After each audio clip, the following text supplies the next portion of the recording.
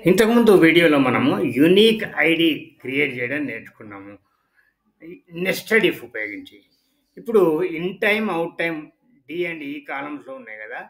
వాళ్ళు చేసిన OT hours ఎంత? Normal 8 hours. అంతకంటే ఎక్కువైతే ఓటీ అవర్స్. హ్మ్. కాలిక్యులేట్ చేయడం ఎట్లనో నేర్చుకుందాం. Is equal to E two minus D two. దీన్ని మనం బ్రాకెట్‌లో పెట్టాలి యాక్చువల్‌గా. ఎందుకంటే దీన్ని మల్టిప్లై చేస్తాం మళ్ళీ ఇంకో దాంట్లో. మల్టిప్లైడ్ బై అంటే స్టార్ అనమాట.